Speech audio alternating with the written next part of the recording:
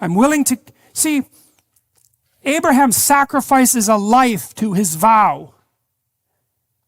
Well, so what do? Well, you don't sacrifice an animal. You don't make a blood sacrifice. You do it psychologically. You say, I'm going to sacrifice my life to this aim.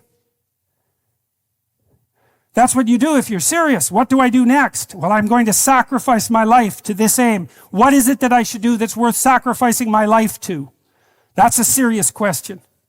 Well, and maybe that's the sort of question that people don't ask because they're afraid of the seriousness of the question and the magnitude of the potential answer. Do you really want to know what you should do that would be worth sacrificing your life to? Well, the answer is yes, because it's worth it. But the answer is also no, because like, really, it's your life, you know? What if you're wrong? And you're probably wrong. But maybe that doesn't matter. Maybe it doesn't matter because maybe the rightness is in the process and not in the decision, right? Because it's the beginning of a sequence of decisions, as we've already pointed out, unto the place of the altar which he had made there at the first, and there Abram called on the name of the Lord. And Lot also, which went with Abraham, had flocks and herds and tents, and the land was not able to bear them, that they might dwell together, for their substance was great, so that they could not dwell together. And there was a strife between the herdmen of Abram's cattle, the cowboys, and the herdmen of Lot's cattle, and the Canaanite and the Perizzite dwelled then in the land. Well, and that's interesting too, because, you know, Abram's having a pretty good time of it now, right? He's out of starvation. Hey, that's good. He's out of the tyranny. Now he's kind of wealthy. And then the story flips on him. He's wealthy, and now a bad thing happens to him, right? It's that he's got all this wealth, and so does his nephew, and now they can't get along because they have too much stuff. So that's quite comical as well. I think that's a comic interlude here. Now they handle it properly. And Abram said unto Lot, let there be no strife, I pray thee, between me and thee, and between my herdmen and thy herdmen, because we're brothers. Is not the whole land before thee? Separate thyself, I pray thee, from me. If you'll take the left, then I'll take the right. Or if you depart to the right, then I'll go to the left. So basically they sit down and say, well, you know, one of us has got to get out of town, and it can be one or the other. It doesn't really matter. We can flip a coin, but we have to separate. And so they do it amicably.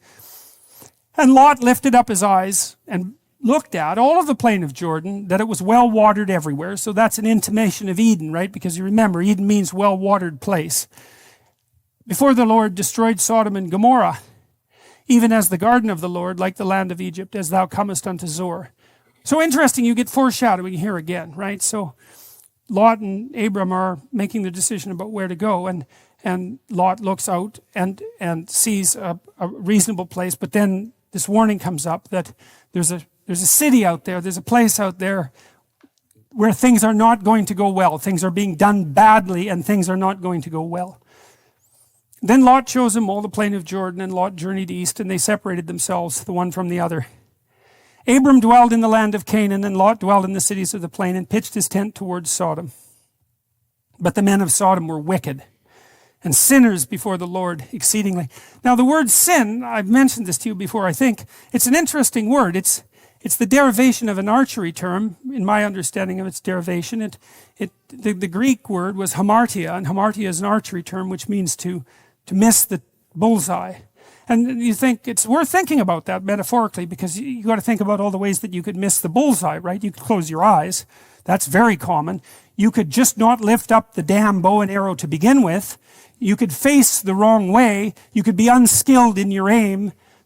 But I also like the archery metaphor, because human beings are built on a hunting platform, right?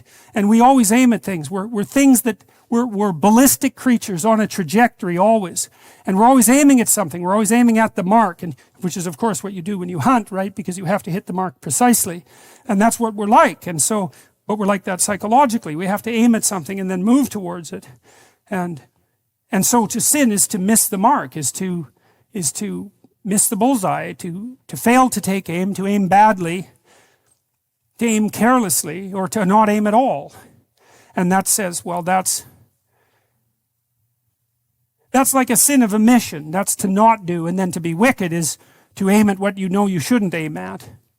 And again, I don't think of that as an external morality precisely. I think that you can read the entire biblical narrative, again, from a psychological perspective, and say, we're not talking about external codes of conduct here, although we could. We're not. The wickedness that's being described is the act of you doing something that you know to be wrong. Period. You know, and you may do something you don't know if it's wrong or not. That isn't the sort of thing that we're talking about. And we're not talking about the things that you do that are right, or that other people think are wrong. We're not talking about those either. We're talking about those things that you consciously do, although you know them to be wrong yourself.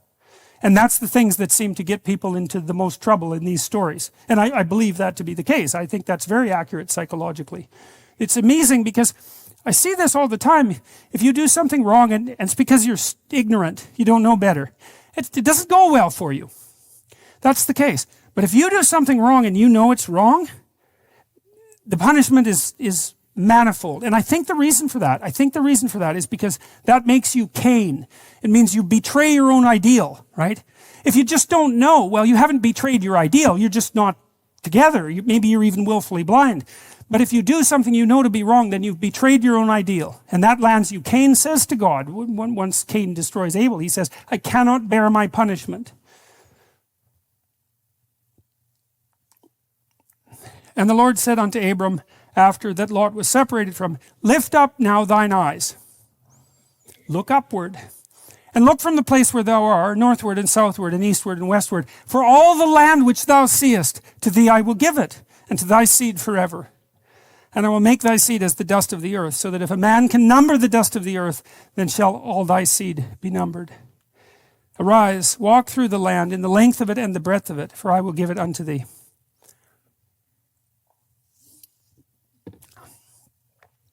In the cathedral at Chartres, I can't say that properly because my French is non-existent. So a cathedral is a cross, and the transformation takes place at the crux of the cross, which is exactly right, because the transformation takes place at the point of maximal suffering. And the cathedral is designed to indicate that, right, symbolically. Now,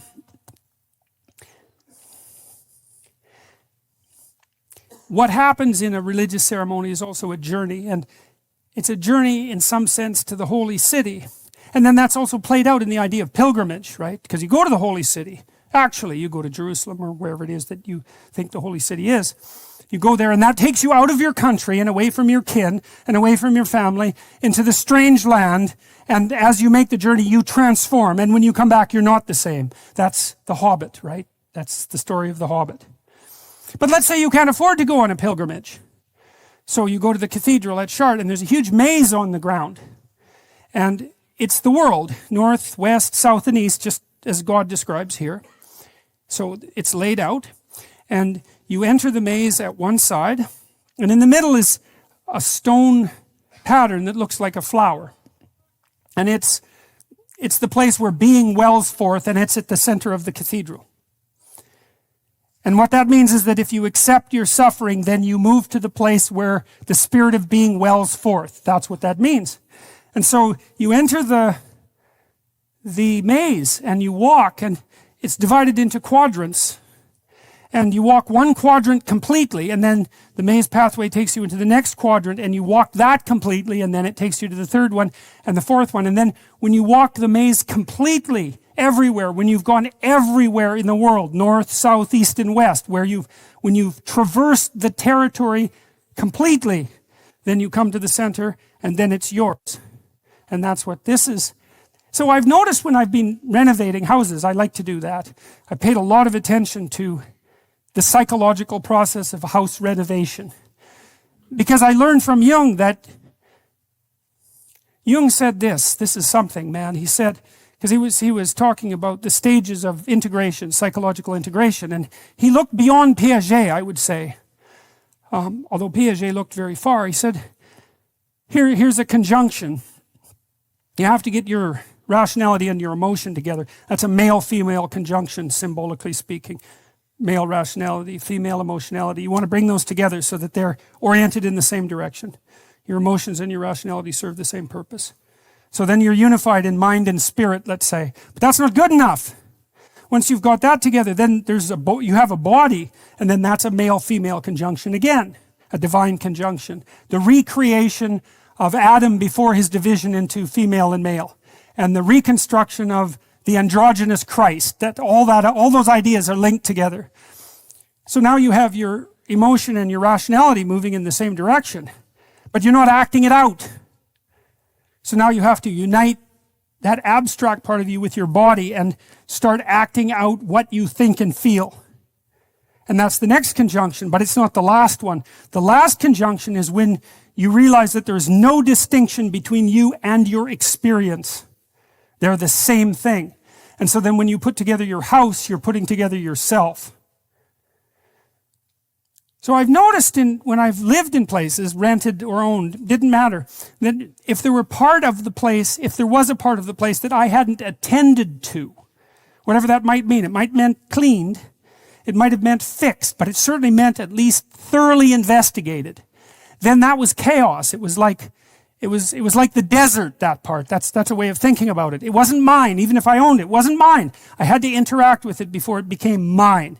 And I had to interact with it, and I had to put it in order, and then it became mine. And then to the degree that it became mine and was in order, then I was also put in order.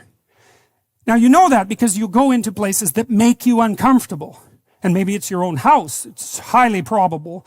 It's highly probable. I walk into, Chinese doctors do this, traditional Chinese doctors. They go into people's place, and they diagnose their health conditions on the balance of yin and yang. Chaos and order. They walk into a house. This is easy to do. You walk into a house, there's too much chaos. Hey, you can detect that in no time flat.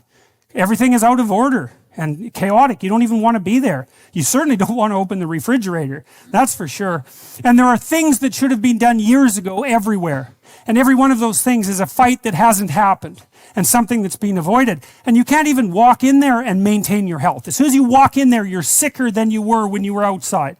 And that's one sort of place. And then another sort of place is you go in and you look at the living room, and the person has vacuumed the living room rug, and the lines that were vacuumed are parallel to one another.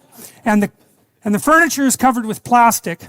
And you get a glass of water, and then just as you're going to set it down on the coffee table, the person rushes over and puts a coaster underneath it. And everything in that house says to you that it would be a lot more perfect in that house if you were either not there or dead.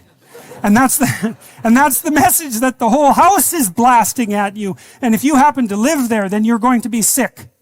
And what you're going to be sick from is too much order. And in the other house, you're going to be sick from too much chaos. And so when you interact with a house, the unexplored parts are the chaos the parts that you have not yet contended with are the chaos that has not yet been transformed by your embodied logos action into habitable territory. And it does not belong to you. Arise, walk through the land in the length of it and the breadth of it, for I will give it unto thee. Then Abram removed his tent and came and dwelt in the plain of Mamre, which is in Hebron, and built there an altar unto the Lord. And it came to pass in the days of Amraphel, king of Shinar, Arioch, king of Elasar, Chedorlaomer, there's a lot of kings, we won't talk about them. These made war with Bera, king of Sodom, and with Bersha, king of Gomorrah, Shinab, king of Admah, and the king of Bela, which is Zor. And these were joined together in the vale of Siddim, which is the salt sea. Now this is actually very much relevant, because you see, the vale of Siddim, which is the salt sea, is the farthest south you can go if south is down, because it's the Dead Sea, and the Dead Sea is the lowest place that there is. So what's happened is that there's chaos in the lowest place that there is. That's what this story says. And what happens to Lot is he gets tangled up in the chaos of the lowest place that there is.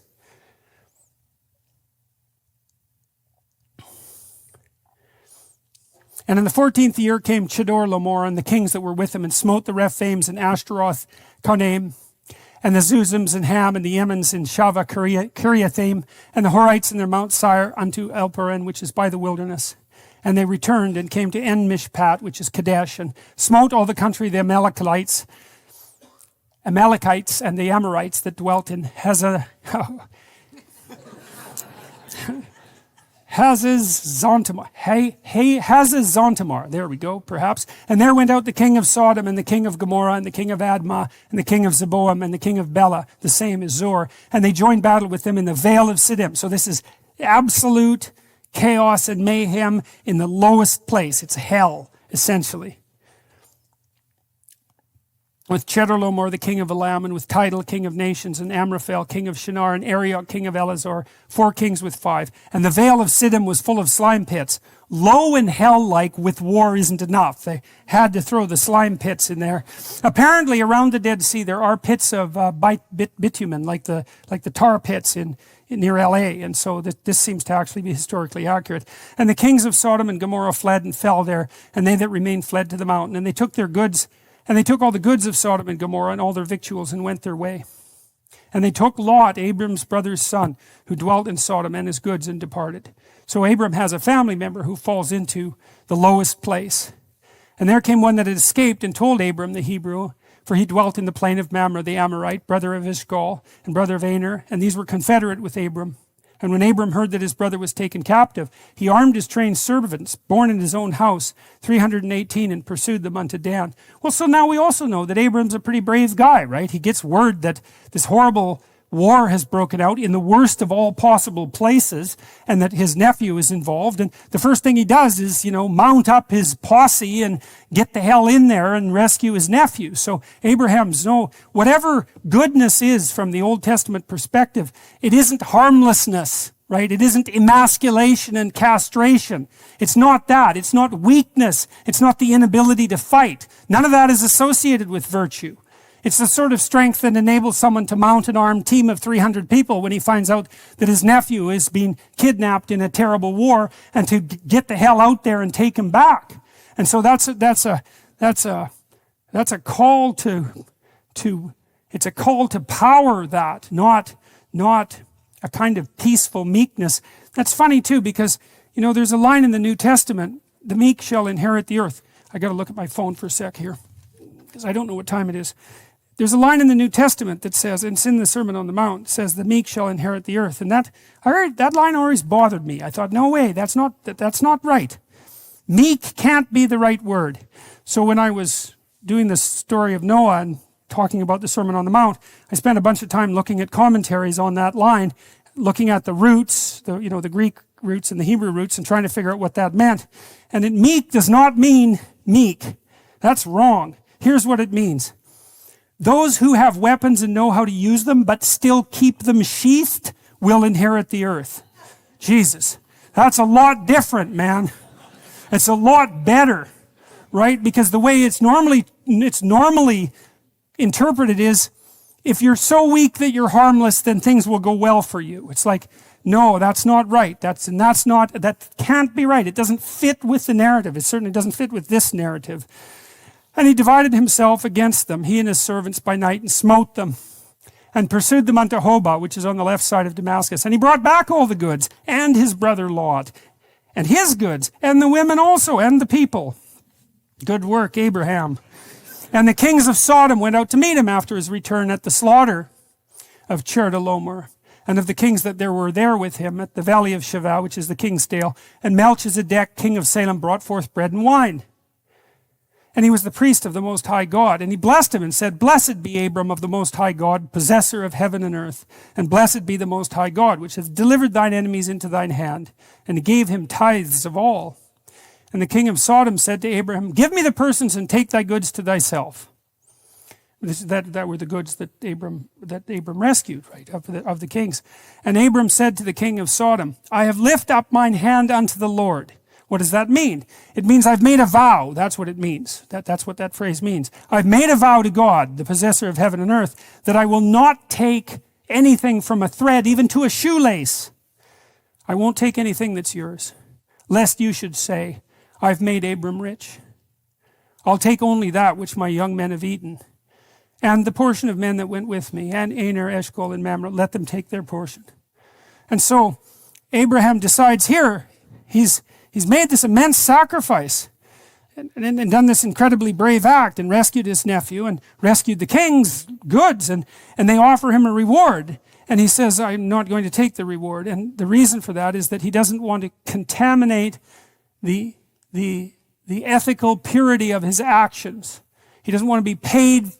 He doesn't want to benefit from doing, he doesn't want to, what is it exactly? He doesn't want to benefit inappropriately from doing the right thing. It's something like that. And so it's another testament to his character, and a very complex testament, right? Because he's not a good man in any simple sense. I mean, look what's just happened. He's mounted an armed, he's led an army into battle and participated in a slaughter. He refuses to benefit from it, except to get back what was his. That's it. He refuses to benefit from it, except to get back what was rightfully his. And in that way, he maintains his covenant with God. Even to a shoe latchet, anything, though never so small or mean, lest thou shouldst claim a share with God in the honor due to him. This is from Matthew Poole, who is an English nonconformist theologian, commenting on that line. Even to a shoe latchet, i.e. anything, though never so mean or small, lest thou shouldst claim a share with God in the honor due to him, to whose blessing alone I do and I will owe my riches. Or, lest thou should say, Abram is enriched with my spoils, and however he pretended,